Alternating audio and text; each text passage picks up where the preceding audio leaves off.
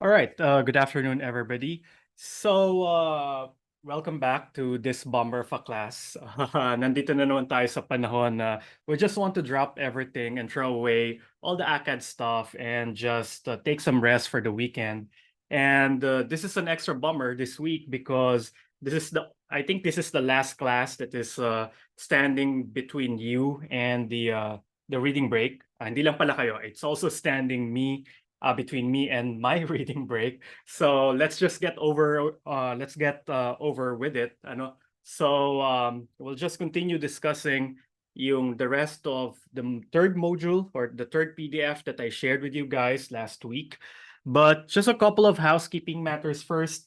Number one, I included the short write-up about the first problem set that you have with me. So nandun na siya sa website. Just a bunch of guide questions for which you will prepare two expository papers, one for crowd factorization and another one for Cholesky factorization. So it's gawa lang kayo ng tig 2 to 3 page expository paper for those two methods. And then submit it, upload it in your portfolio. You can include it as a PDF attachment to it, or you can put it as an inline text or just a blog type entry on your portfolio. That's fine. But I request that you also give me a PDF copy via email para makomentan ko siya ng mas mabilis.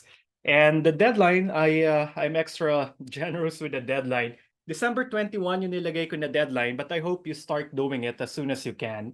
And when you're done, as early as you're done, sendan nyo kagad ako ng alert na sir, na-upload ko na sa portfolio ko and ito na rin yung initial draft o yung first draft ko nung expository paper. So I can comment a little bit on it, and if you submit it ahead of time, we can iterate on it. So kung mayroon ako mga comments and suggestions, you can incorporate it para yung final output nyo na ilalagay dun sa final portfolio will be better. Deadline naman niya ay December 21. If you submit it or finalize it on the 21st, then no choice na ako. Kung anong nasa portfolio, yun na yung gradean ko. So that would be the first problem set. So two expository papers. Then I'm thinking of another problem set, which will basically be the culmination of chapter 2B. All right.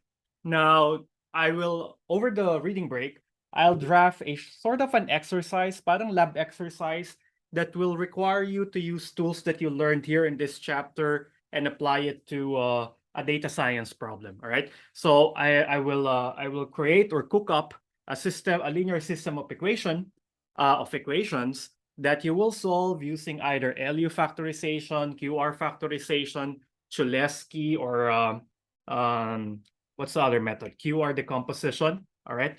Na makakakita kayo ng application niya sa data science, because the only promise of this chapter is to teach you the fundamental techniques in doing data analysis or data science.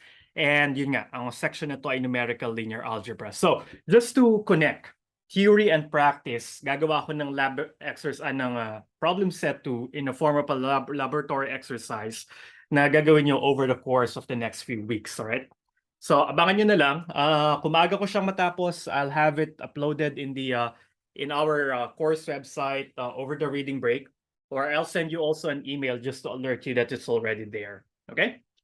Now, so today we'll just continue on with I think this is either the last or the second to the last fundamental technique in data science that I will teach you insofar as numerical linear algebra is concerned. And this is about regularization procedures. So essentially, ang ginagawa natin this past 2 weeks is trying to see ways on how to solve AX equals B. All right. And so far, we have considered two aspects of solving this linear system. The first is accuracy. Okay. So gusto natin, even in a machine implementation of these methods, gusto natin accurate yung results. And that's why instead of just using matrix inversion, which I told you is unstable machine-wise kasi yung round-off error sa computers nakaka-apekto sa napakaraming computations na kinakailangan para ma-carry out or mahanap yung Ayan, putol-putol na naman daw ako. I hope I'm good. Putol-putol ba uli ako? Nagreklamo kasi yung internet ko na naman.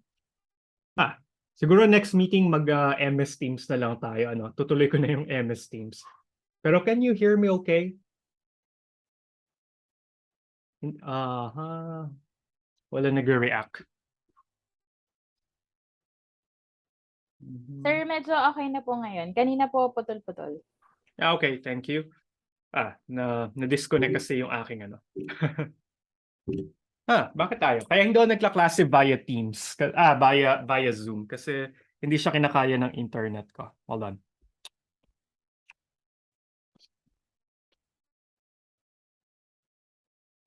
Kasi yung mga klase ko naman via Teams, okay naman sila.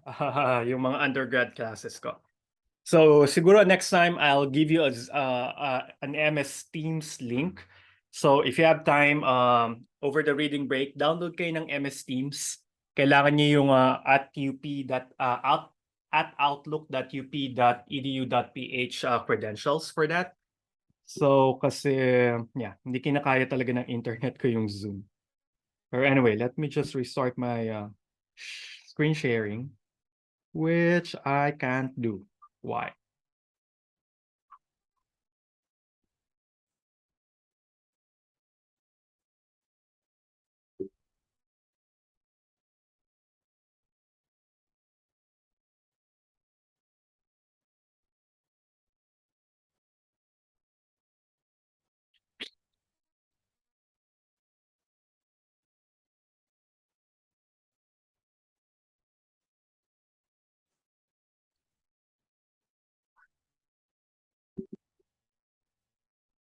Okay, I think this is back. Let me restart recording. Start screen sharing. Okay.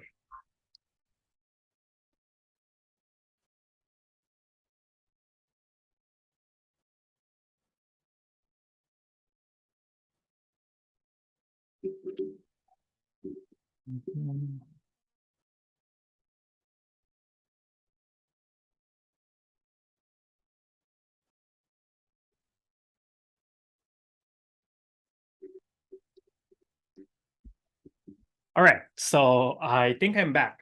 So as I mentioned earlier, etong mga nakaraang linggo, ginugol natin para tingnan paano nagsosolve ng AX equals B. And in the sense of data science, itong AX equals B ay isang malaking linear system of equations, right?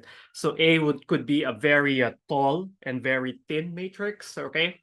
Meron tayong diniscuss ng mga methods and we discussed them to the end of achieving solutions satisfying certain characteristics. Una, dapat highly accurate yung ating solution. Well, you might ask, sir, bakit kailangan pa ng accuracy? By design, ang solution lang naman ito ay A inverse B. But as I've mentioned, there are several complications that will not allow us to compute the inverse of the matrix A. So, but nevertheless, if we try to use a computer in solving our linear system AX equals B, gusto nating mapanatili yung accuracy ng ating solution. Because there are some methods, especially inverting large matrices. Kapag ginawa natin yan sa computers, yung mga irrational numbers or even yung mga fractions, round off niya yon to a machine precision. Now, if you round off it to just to an insufficient number of decimal digits, magpropagate yung round of errors which will cause inaccurate results. So kaya tumitingin tayo ng paraan kung paano natin madidesign yung solution scheme AX equals B para hindi maging hindi ma-overtake ng machine precision yung accuracy ng ating solution. Kaya meron tayong QR decomposition, meron tayong variation ng QR decomposition using the modified Gram-Schmidt process para mas maayos yung ordering ng operations to get more accurate results in terms of computer implementation of the solution to the linear system. All right? And of course, hindi meaningful yung solution nyo kung hindi siya accurate. Right? Now, the second property that we look at is the efficiency of the solution scheme. And this is why we prefer factorization methods in order to solve AX equals B rather than doing plain good old Gaussian elimination. because Gaussian elimination is a very costly process, especially if you don't have access to the right-hand side of your equation all at once. Kasi posible na nagsosolve ka ng AX equals B, pero pabago-bago yung right-hand side vector B. Maybe you are refitting your model to a new set of data that you have just collected, or you just have an iteration or an iterative list of right-hand sides na gusto mong isolve using the same governing matrix A. Okay? So instead na gawin mong paulit-ulit yung Gaussian elimination, which could take computational resources from you, and of course, kakain yun ng oras, gusto nating makadevelop ng mga efficient na paraan kung paano masosolve yung ating system. All right? And then the third aspect that we will look at today is the stability. And I'll talk more about this later. But when I say stable result or a method that is stable, we mean that small perturbations, or basically redundant perturbations in the right-hand side will cause proportionally small changes in the solution obtained. Maliit na pagbabago sa right-hand side, dapat maliit lang din yung pagbabago dun sa solution nating makukuha. So sabihin ko mamaya kung bakit medyo importante yung stability. But this is what I call the trifecta of solving, or actually hindi lang para sa pag-solve ng linear systems, pero trifecta yan sa isang numerical method. We want our method to be, of course, accurate, but at the same time efficient, kasi we don't have the luxury of time to run programs over months or years, ano, kasi gusto pa natin mag-compute ng mga ibang bagay. So it should be efficient and dapat stable din siya. So kasi if your method lacks one of the three aspects that I have in here, medyo hindi na magiging meaningful yung solution. Obviously, pag hindi accurate yan, kahit efficient yung method mo o stable, it's nothing. If your method is accurate and stable but not efficient, jahi yan. Ang drawback naman yan, matatagalan ka mag-solve. Laging time-bound yung ating mga computations. Lalo na if you're doing data analysis, ang bilis ng turnover sa data science industry. So they want information right away. So you want to develop really highly efficient solution systems. And the last thing that we'll look at is the importance of stability. Now, bakit kulang yung accuracy at efficiency ng isang solution method? Bakit gusto pa natin yung stability? Well, stability is a characteristic that is required, especially if you're working with real-world data, okay? Because again, as I think I've mentioned this a couple of times to you, kapag ka nagsosolve tayo ng isang problem using observed data or physically measured data, laging merong kaakibat na measurement error yung ating linear system. All right? So imagine AX equals B, where in the right-hand side vector, B is a data that comes from real-world measurements, or it comes from a real-world phenomenon. Okay? So since our measurement devices are imperfect, there's always a margin of error in the measurements that we take. No matter how fancy or how expensive your measurement device is, you are never guaranteed to have an exact data. Maliban na lamang kung discrete yung kinakount mo, halimbawa yan ay number of persons. Of course, may human error pa rin yung pagbibilang ng number of persons, pero minimal yon. Alright? Pero kapag halimbawa, you're measuring height, you're measuring widths, you're measuring temperature, laging merong measurement error yung right-hand side. So essentially, at the back of your mind, o yung ating iniisip na solution, dun sa research proposal natin, o dun sa ating research objectives, ang gusto nyo talagang isolve ay AX equals B. Let's call this equation 1. But it turns out that you cannot really solve equation 1 if you need physically obtained data. So instead, you compute or you solve the system AX equals B plus epsilon. Let's call it equation 2.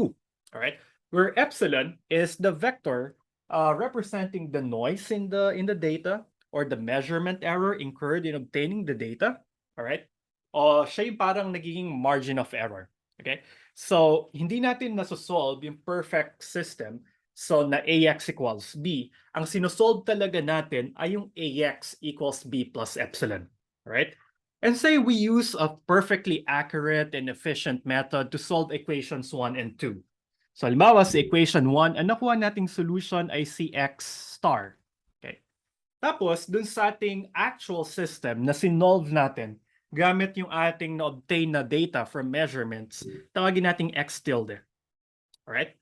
Now, the idea here is epsilon is usually small. Alright? It's safe to assume that it is small. It's a 1% noise, a 5% noise, or it's a 5% measurement error. So alam mo to, meron yung range of values. But epsilon has size that is much smaller than the size of B. So basically, typical measurement error in the industry, siguro something that range between 1% and 5%, right? So we want that 1 to 5% noise to translate into around 1 to 5% or at most 10% difference between x tilde and x star. And that's what I'm saying earlier, that we want small changes in the right-hand side because equation 1 and equation 2 only varied with the noise vector epsilon, which we said has a small size compared to B. So dapat yung maliit na change o pagkakaiba dun sa dalawang systems 1 and 2 dapat ay magbibigay sa atin ng insignificant change dun sa solution. So we want x tilde and x star to be proportionally close to each other, preferably just a factor of the size of epsilon. So gusto natin 1% change, halimbawa 1% na epsilon, dapat ang binibigay niya lang sa atin at most siguro 10% na relative difference between x tilde and x star. Okay? Bakit natin siya kailangan? Kasi halimbawa you're designing a robot that will do surgeries. So meron kang automated surgeon. Now, if you crunch the numbers, so pwedeng magpa-solve ka ng linear system sa computer mo para malaman kung saan yung incision points X para dun sa operation. Now, of course, mini-measure mo yung coordinates dun sa katawan ng iyong patient, ano? So meron yung error, may measurement error yan. Tawagin mong epsilon. Now, kung yung error mo dun sa measurements ay 10 to the negative 5 halimbawa, kasi medical precision, so medyo dapat accurate yung measurements. So kapag yung epsilon mo ay order 10 to the negative 5, we expect that the solution we obtain from 2, which is the actual solution we feed to our computer, the solution that we got from that will also be within 10 to the negative 5 from the actual solution x star. Kasi pag masyadong malaki yung pagbabago or pinagkaiba ni x star at ni x tilde, mamamali yung incision point na gagawin ng automated surgeon. Alright? Now you might ask, sir, gaano kalaki dapat yung relative difference between x tilde and x star? It depends on the particular application. So kung halimbawa medyo sensitive yung application mo, like you want to do automated surgery, or you want to do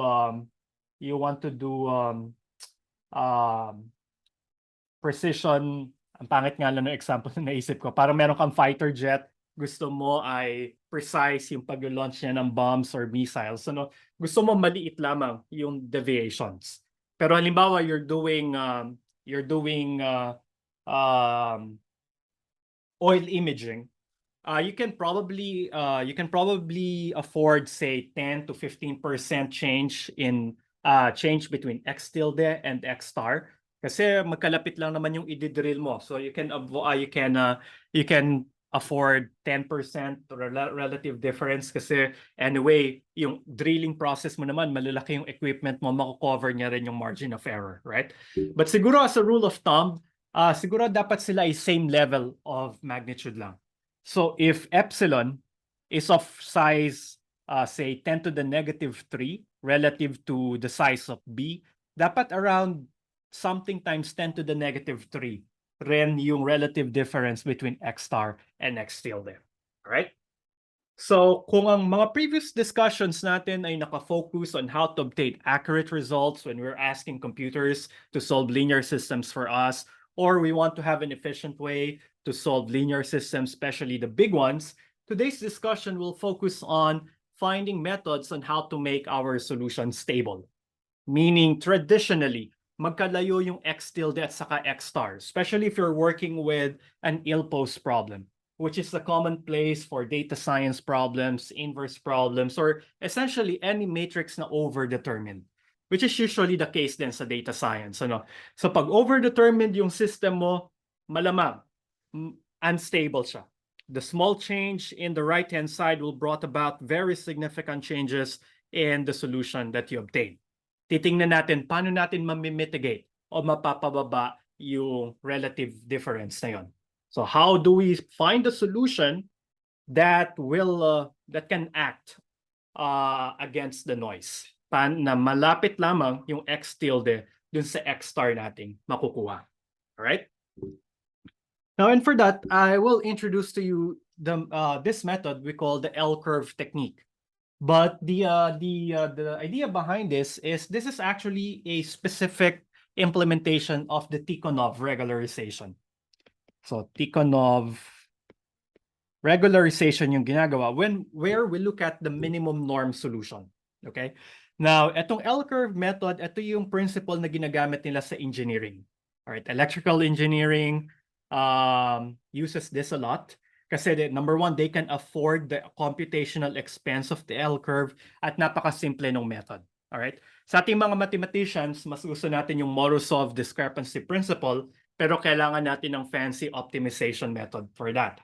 Probably I can start the meeting after the reading break sharing with you a code that will implement the Tikhonov regularization using the Morozov discrepancy principle. Pero for today, focus muna tayo dun sa simple muna, L-curve technique. Alright? Now, just a backgrounder, alright? Paano natin mini-measure yung stability? Alright? So, nakadepende yung stability ng isang linear system dun sa coefficient matrix. So, we will look at how the matrix A looks like, right? Now, this matrix A ay may tinatawag na, may measure dyan, stability measure. Ang tawag natin ay yung condition number. The condition number of a matrix A, well, it is computed in different ways. Pero yung condition number niya, siya yung nagsasabi na how sensitive the linear system induced by A is to perturbations to the right-hand side. Maraming definitions ng condition number, pero this is the one that I use the most. Ito yung condition number kappa ni A. Ang condition number ng isang matrix A ay yung norm ni A times yung norm ng pseudo-inverse niya. Alright? I use the pseudo-inverse here because I'm not assuming that the matrix A is invertible. Right? So this kappa represents a condition number. It is the measure of sensitivity for the of the system to perturbations to the right-hand side. The bigger kappa of A is, the more sensitive the solution is to perturbations of the right-hand side. Okay. So nakadepende sa inyo kung anong norm yung gagamitin nyo. I hope you're familiar with matrix norms. All right. Meron akong notes na ginawa 2 weeks ago about matrix norms, pero nawala ko na siya. So merong iba't ibang norms ng matrices, ano? So but basically pwede nating tingnan yung norm induced by vector norms. All right? So but essentially, di-discuss ko pa ba? Inisip ko kung hindi discuss ko pa.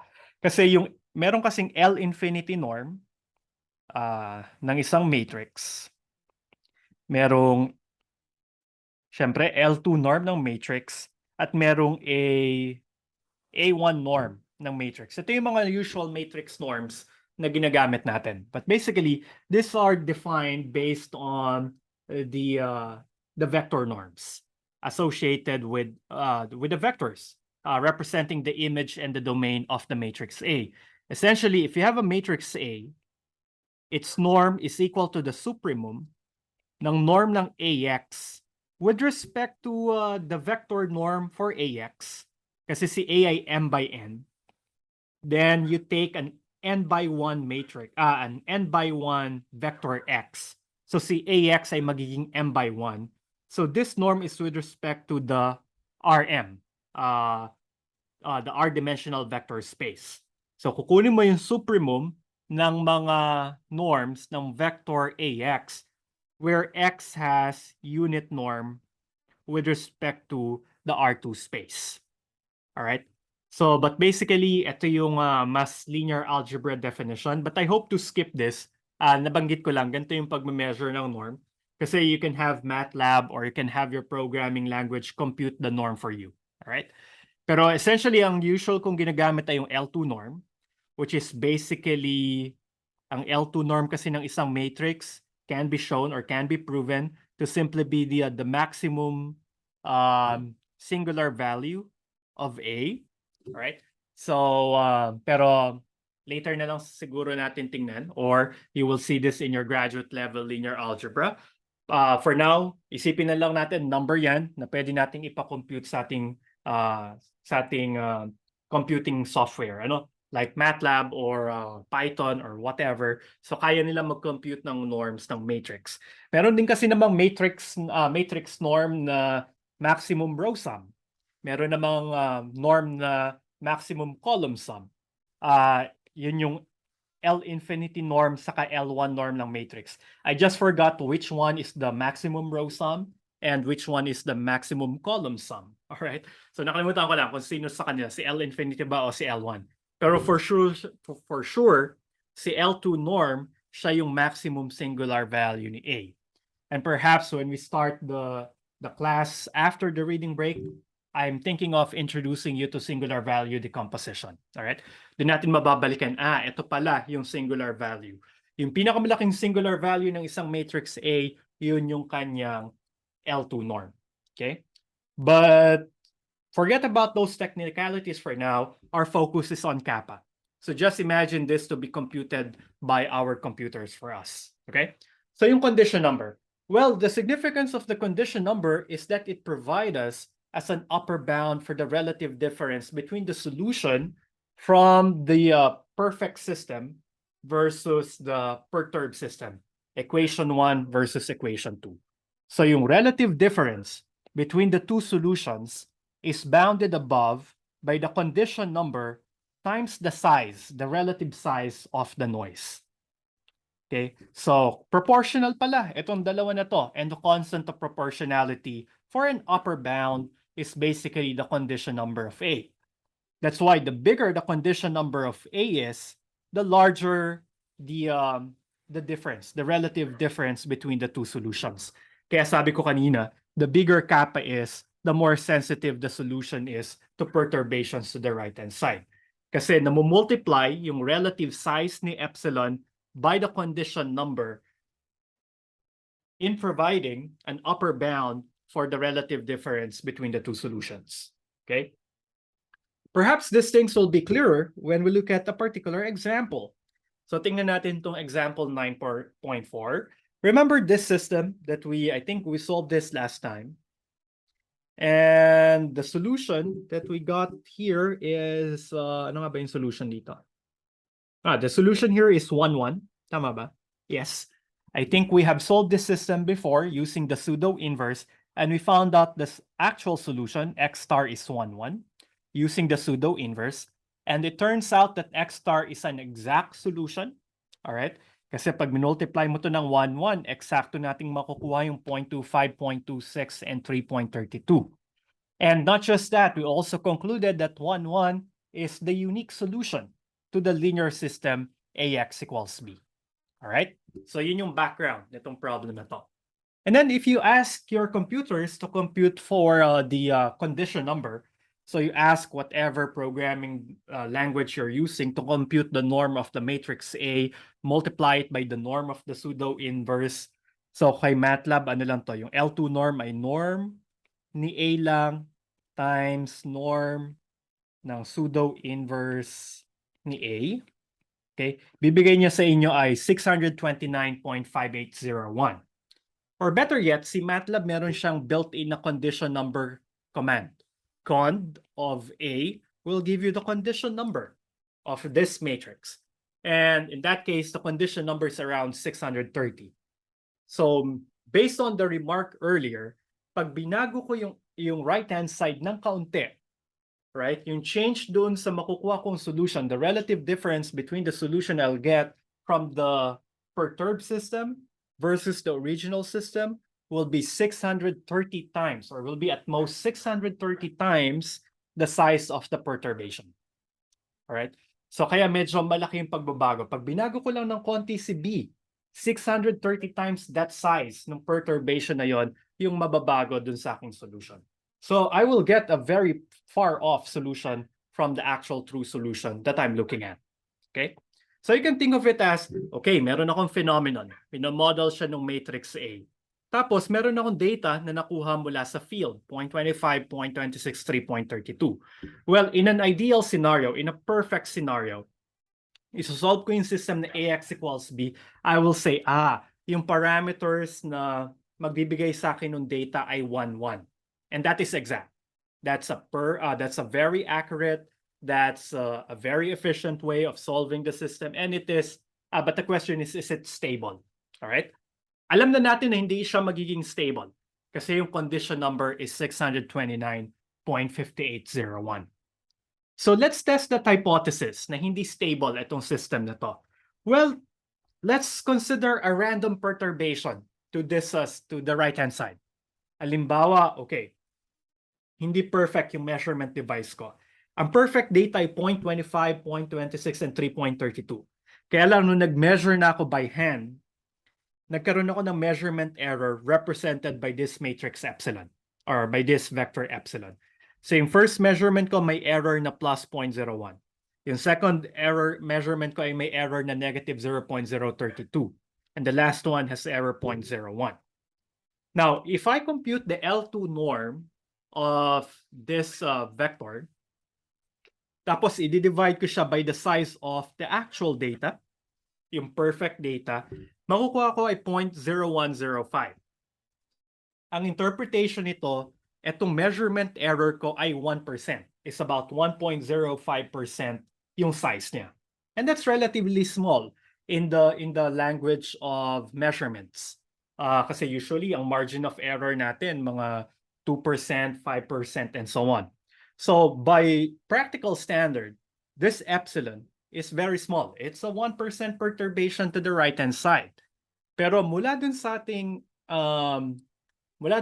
analysis kanina, ang laki kasi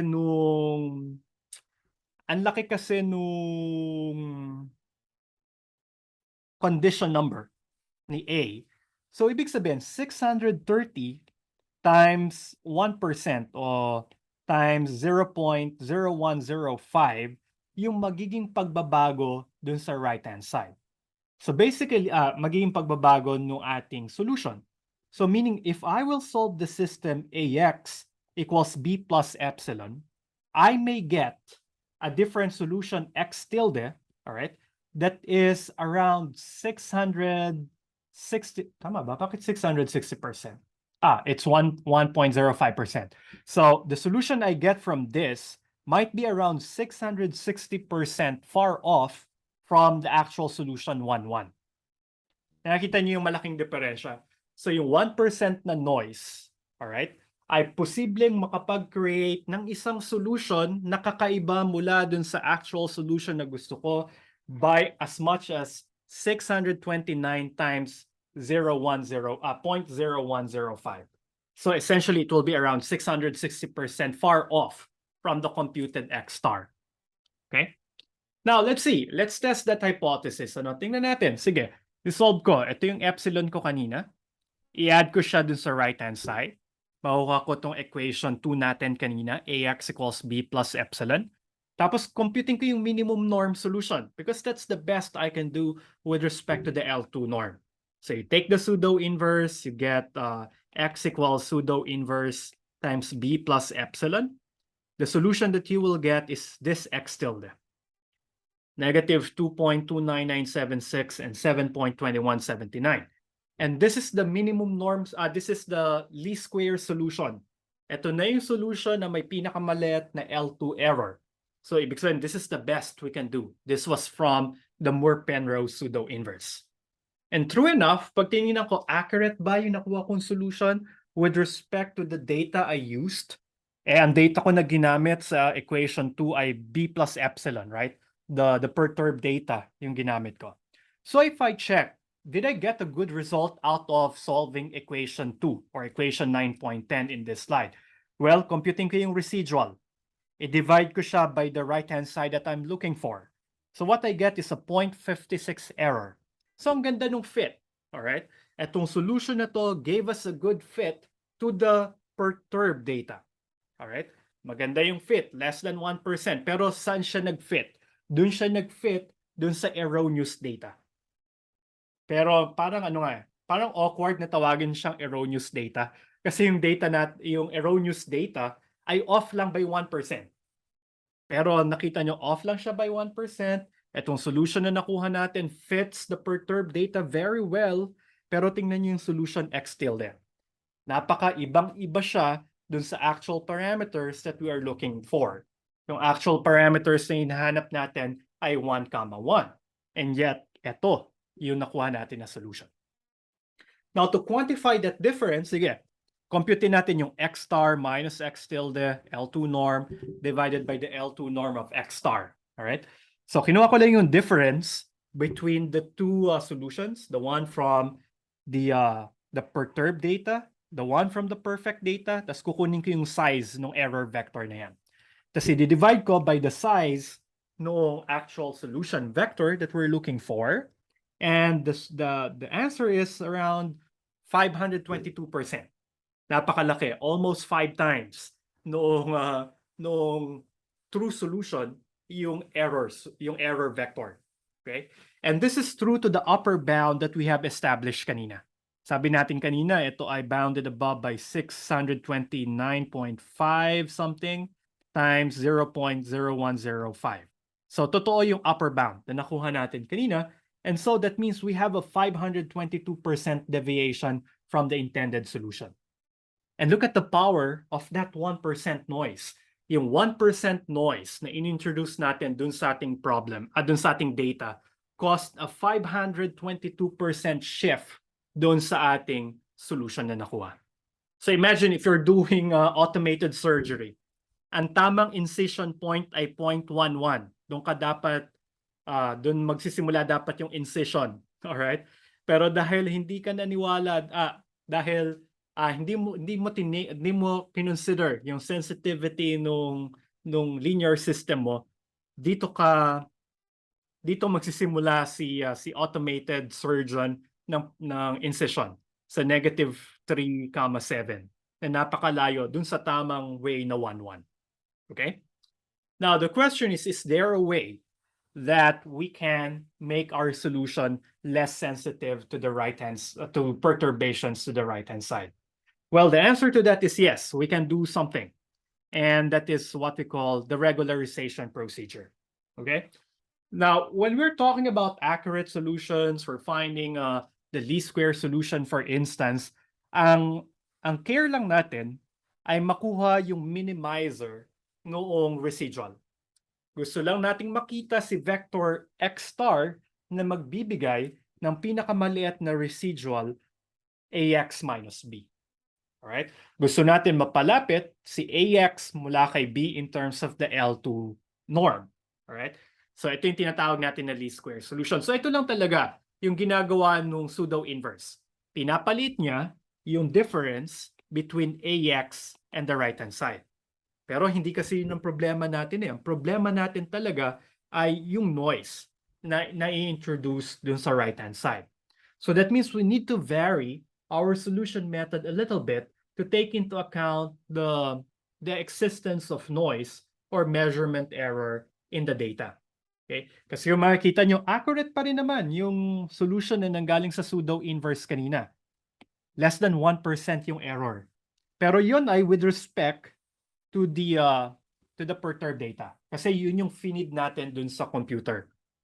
Usually, wala tayong knowledge about the perfect data. Meron lang tayong idea na alam natin meron yung noise na around 1%. Pero hindi natin talaga alam yung B. Kaya hindi natin magagawa yung perfect calculation.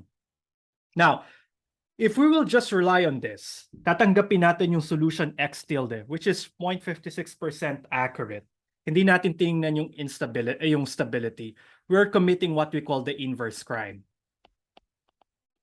which is basically believing your solution coming from tainted or noisy data to be the true solution. Hindi dapat ganoon. Meron tayo dapat sanity check o meron tayong stability check na magsasabi na, okay, yung solution mo nga ay accurate, Pero tiningnan mo ba na posibleng yung right-hand side data mo dyan ay perturbed by noise? And what did you do in order to mitigate the effect of the noise? Lalo na kung alam mo, ang laki ni kappa, ang laki ng condition number ng matrix A. Alright? Now, the answer is Tikhonov regularization. Okay? Sabi ni mathematician Tikhonov, ganito yung gawin mo. Instead na hanapin mo yung vector na makakapag-minimize sa residual AX minus B. Ito yung hanapin mo. Not just the least square solution, but look at the minimum norm solution. Minimum norm solution. What is the minimum norm solution? The minimum norm solution is the solution X alpha you see in equation 9.11. It is the minimizer, not just of the residual, but also of the norm of the solution. Okay? So kukunin natin yung X alpha na makakapag-minimize ng sum ng residual error at saka solution norm. Right? Kasi gusto natin, malapit pa rin si AX kay B in terms of the L2 norm. Okay? Pero dapat maliit lang yung norm ni alpha. Maliit lang yung norm ni A.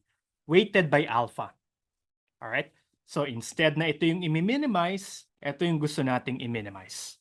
Now, bakit ganito yung nangyayari? Well, sabi kasi ni Tikhonov, pinrove ni Tikhonov, and I don't want to go into the details of the proof. So you can visit any textbook on regularization theory to see the proof. Pero sabi niya, nami-minimize yung epekto ng noise kapag pinili mong solution ay yung solution na may pinakamaliit na norm.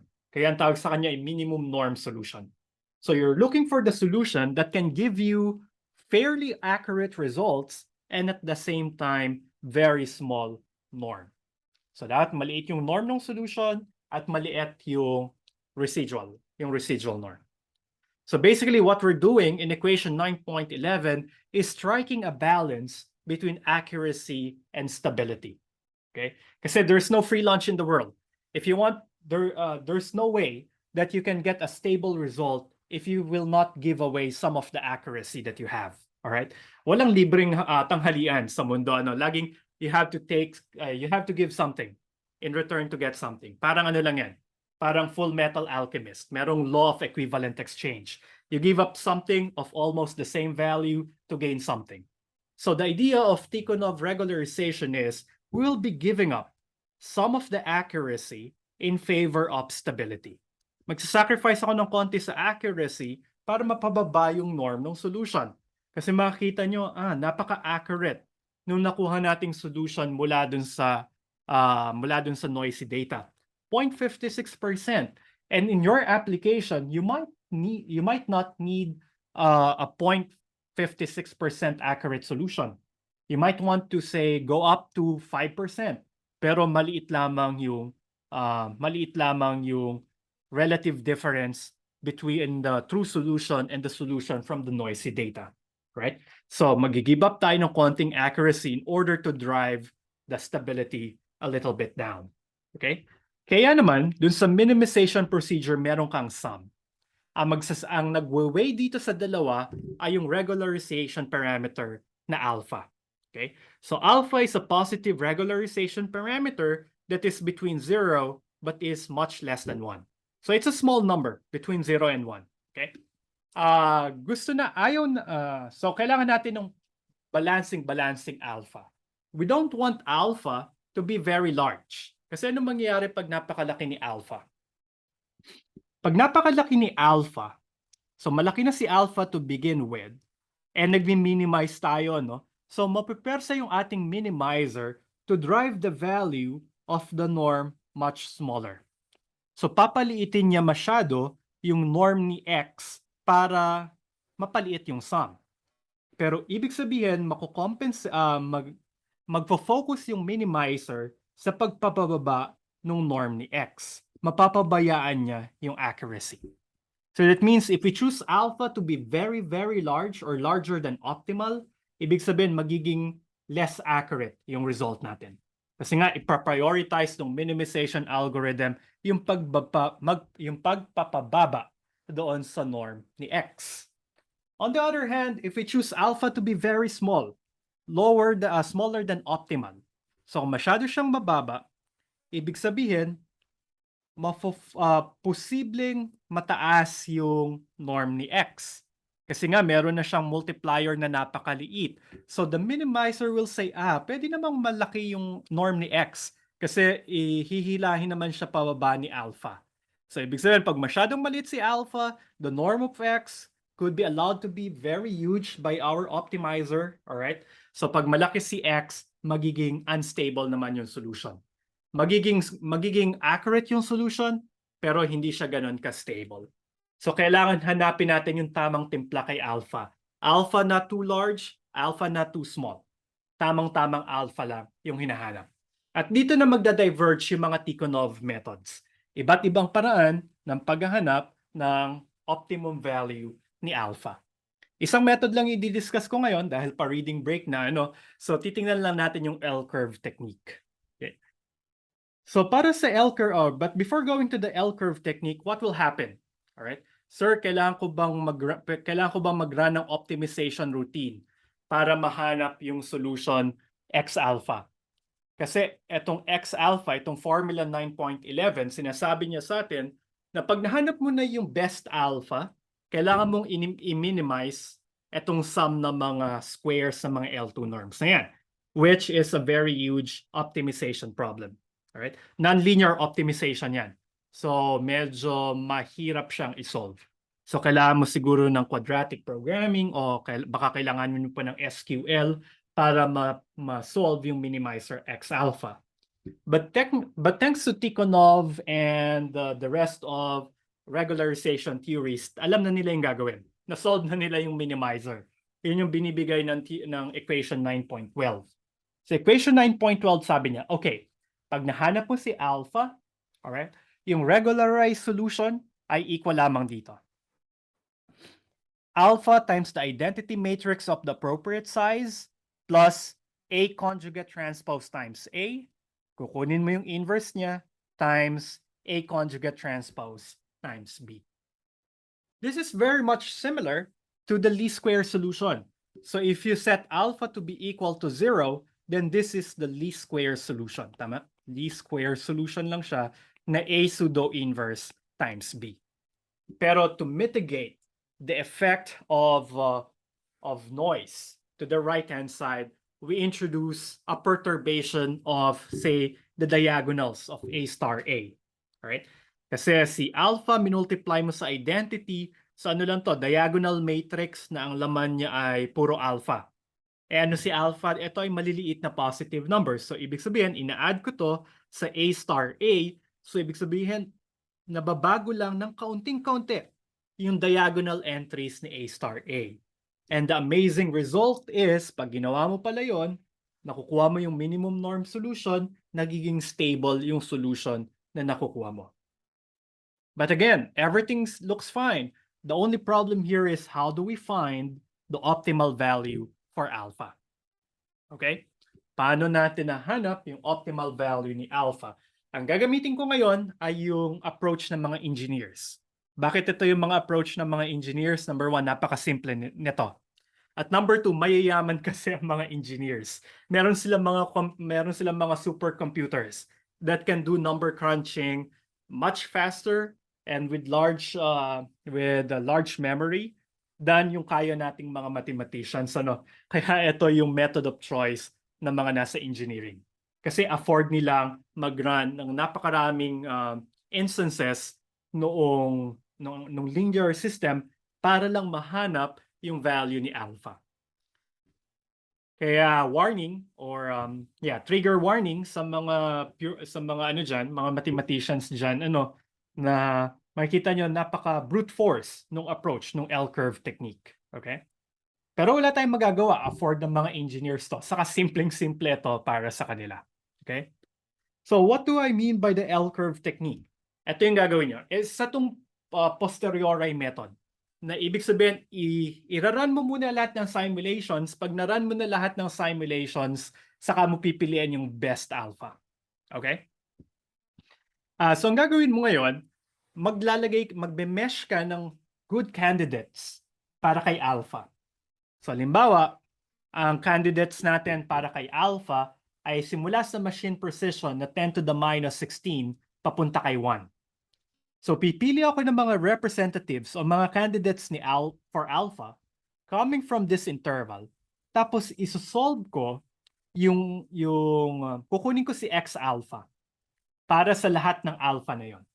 So in the case that I will show you later, humanap ako ng 1,000,001 alpha values between 10 to the minus 16 and 1. So 1,000,001 yung aking mga kandidato para sa alpha. Sa bawat isang alpha na yon, kinompute ko si x alpha. Alright? So ang dami ko ngayong candidates para sa solution. Meron ako 1,000,001 candidates para dun sa solution x sub alpha. Now, pipiliin ko sino rito sa 1,000,000 na to ang pipiliin ko to be my final x alpha.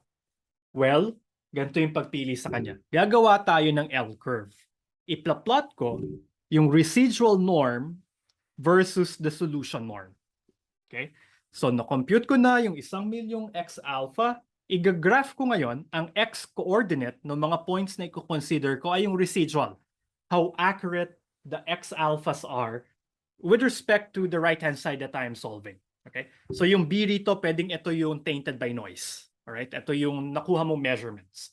Kukunin mo how accurate was the x alpha that we choose. Yun yung nasa x-axis. Siya yung x component ng mga points. And then the y components will be the norm of x alpha. So basically, it's a graph of the residual norm versus the solution norm for each alpha. And then traditionally, you will get an L-looking curve. Kaya dyan nakuha yung pangalan na L-curve. Right? So sa 1,000,000 alpha na kinonsider ko, ipa-plot ko yung residual norm as the x component and the solution norm as the y component. And then, chances are, you will get something like an L-curve. Sabi ng L-curve principle, ang pipiliin mo na alpha ay yung alpha na nagbigay sa'yo nung corner entry. Kung ano man yung alpha na nag-cause nitong point na to, yun yung pipiliin ko to be my optimal alpha. Pero medyo brute force to kasi nga sinolve ko na yung system ng 1,000,000 beses bago ako makakapamilya ng x alpha. Alright? Now, why do we choose the corner? Alright? Kasi if you go to the left nung x-axis, habang pumupunta ka sa kaliwa ng x-axis, lumiliit yung residual norm. So, ibig sabihin, as you go in this direction, mas accurate yung result. Kasi mas mababa yung residual norm o yung size ng error, yung size ng residual. Alright? And then, if you go if you go downwards, pababa naman ng pababa yung norm ng solution. So, ito yung smaller solution. Kasi bumababa yung solution norm ay yung norm ni X or what I call the solution norm. At sabi ni Tikhonov, the smaller the solution norm is, the better. So the perfect alpha ay yung nasa ibaba at nasa kanan. Alright? So dapat nandun ka sa acceptable accuracy and small enough solution norm. So pag dito ako pumili, napakababa ng solution norm, pero ang taas naman ng error. So kaya mag-move pa ako pakaunti sa kaliwa. Alright? And yun nga, in principle, you should get the corner of the L-curve. Because that will represent the alpha that will give us an accurate result that has the minimum possible solution norm to make our solution stable. Alright? Pero nakikita nyo na ang mahal ng proseso na to kasi isosolve ko sa mga alphas na kandidato ko yung kanilang solution norm at residual norm. So it's basically solving 1,000,000 systems just to find the one best solution. All right? Pero afford to ng mga engineers with their supercomputers. Eh tayong mga mathematicians, meron lang tayo na usual laptop natin, ano? Swerte na tayo kung gaming laptop yan, di ba, Ben Paul? So, mas madaling mag-compute kasi kakayanin ng ating memory. Okay? So, dito sa example na to, I run this, I use 1,000 points, and the alpha that gave me that corner point is 7.81 times 10 to the negative 4. Ito na yung best alpha na makukuha ko. Best in quotation marks kasi I do not have any analytical basis to say that it's the best. It's just that out of the 1,000,001 options that I have for my alpha, ito yung pinaka-best na nakita ko using the L curve. And then let's see, what's the effect of introducing this alpha? Now, if I use that optimal alpha, so na-compute ko tong alpha na to, gagamitin ko yan dito para dun sa X alpha. Alright? Yung X alpha na nakuha ko para dyan, ito yung resulta. 1.08, 0.8694. And you notice na ito ay malapit na dun sa unique solution dun sa original system na 1,1. Much closer than what we had before using naive reconstruction na tainted by the inverse crime. Okay? Pero tingnan natin, gaano to ka-accurate? Well, if I compute the accuracy with respect to the noisy data that we use to solve for x tilde. Kasi di ba si x tilde siya yung ating solution para sa ax equals b plus epsilon. Alright? So b plus epsilon lagi yung ginagamit ko dito sa residual, dito sa solution, dito sa residual, b plus epsilon yon. Alright? Hindi ko lang nabago. Pero ang ginamit ko rito na right-hand side ay yung noisy data.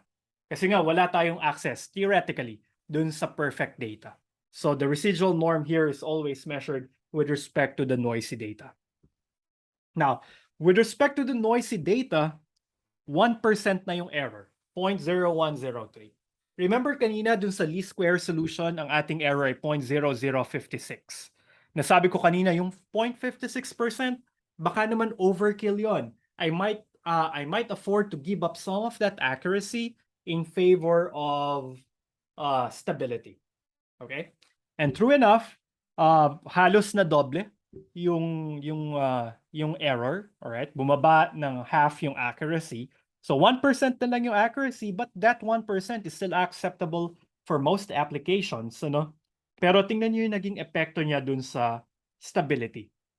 Compared dun sa actual solution 1.1, ang nakuha na natin na solution na ito, which is just about 11% away from each other. Kanina, ilang percent yun? 522% yung relative difference between the true solution and the solution from the noisy data. But now, from 500%, it's now down to 11%, which is a big leap. And we got this 11% relative difference by just giving away half a percentage of accuracy. So ang laking epekto nung pagpa-perturb nung right-hand side, nung diagonals ni A star A. Binago lang natin yung diagonals ni A star A by 7.81 times 10 to the negative 4, which is very much small, ano? So, yeah, napababa natin to 11.13%. And now, you will prefer to have this solution rather than the least square solution. Kasi nga, mas malapit ito dun sa talagang gusto nating i-model na actual solution 1.1. Okay? So that's the lesson there. If you're solving a linear system, modeling a natural phenomenon, and your right-hand side is coming from physical measurements, do not just solve the system AX equals B using the pseudo-inverse. Because you will get the L2, the best solution in terms of the L2 norm, meaning the least square solution, but that could be subject to inverse crime. Posible maganda yung fit dun sa data mo, pero ang layo ng solution na nakuha mo dun sa actual parameters na minomodel mo. Well, if the condition number of your coefficient matrix A is small, then you don't need to worry about it, because the relative difference between the actual solution and the solution from the noisy data is bounded above by the condition number times the relative size of the noise. So, pero kung malaki si condition number, then you need to be extra cautious. Kung malaki yung condition number ng matrix A mo, which also happens if you have a very huge matrix, then you need to take into account, or you need to pick the minimum norm solution via Tikhonov regularization. And for now, siguro ang method na gagamitin natin ay L-curve muna. If you're going to a more advanced regularization theory, hindi lang L-curve yung ginagamit natin. Pero gumagamit tayo ng Tikhonov regularization. Kasi nga, brute force yung L-curve, So if you really want to get the best solution, i-compute talaga natin yung minimizer nito na alpha, which is also a nonlinear optimization problem. Now, dun sa research namin, ang ginagawa namin ay Morozov discrepancy principle ang tawag. So Morozov discrepancy principle, alright? So minimize namin to with respect to alpha, right? Pero mahirap kasi yung minimization problem, kaya ang ginagawa namin, ini-equate na lang namin to sa delta. Si delta is isang small number, which we want to be the value of this guy. Tapos hinahanap namin si alpha. Pag in-equate ko kasi ito sa delta, say 10 to the negative 5, alright? Madali siyang isolve kaysa sa optimization. So, pwede ko siyang isolve using Newton-Raphson. Alright? So, madaling i-compute yung nonlinear equation kaysa dun sa nonlinear optimization problem. Alright? But what I can do siguro next meeting is I can share with you a MATLAB code para mahanap si alpha na hindi na nag-L curve. Pero pag-isipan ko pa, baka kasi mahaba yung discussion, maubos yung oras natin sa numerical linear algebra, kailangan ko na mag-shift sa graph theory. I think graph theory nga yata yung next section. So, kailangan ko na mag-shift doon. Pero anyway, I can share with you a MATLAB code that will give us the minimum norm solution. Ilalabas niya na yung pinakamagandang solution after finding the best alpha. Alright? Pero MATLAB code nga lang yun. If you want to translate it to Python or you want to translate it to your programming language of choice, it's your call.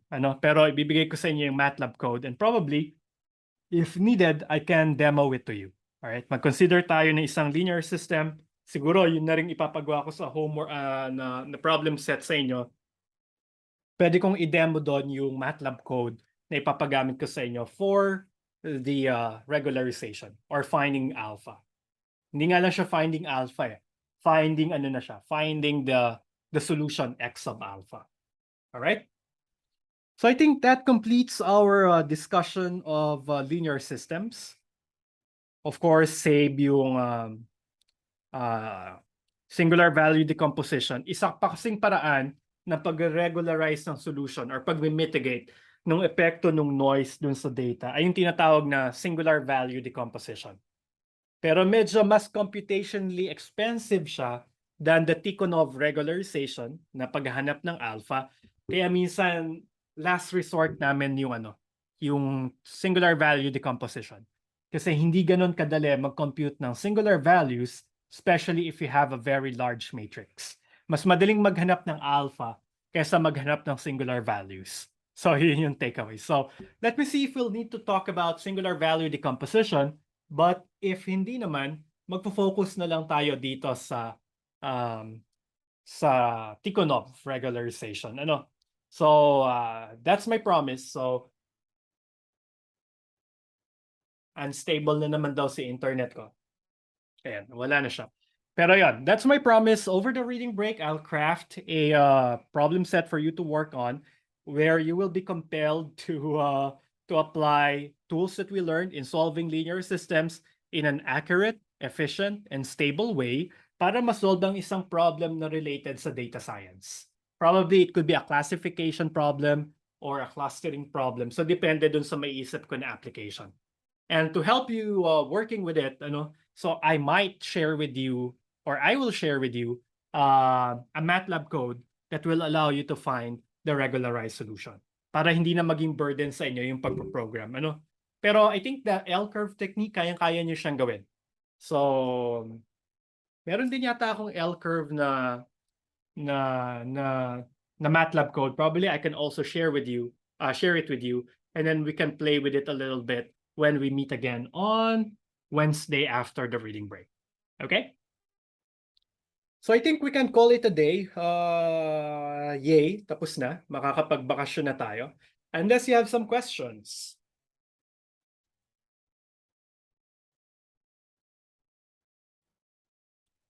Questions, clarifications, side comments. Wala naman? Okay, so if that's the case, then that's it for today, guys. Thank you for joining me today. Kahit alam ko na kating-kati na tayo lahat magbakasyon. So I will not keep you for long. So enjoy the reading break. Let's see each other on Wednesday. Until then, keep safe, guys. Bye-bye.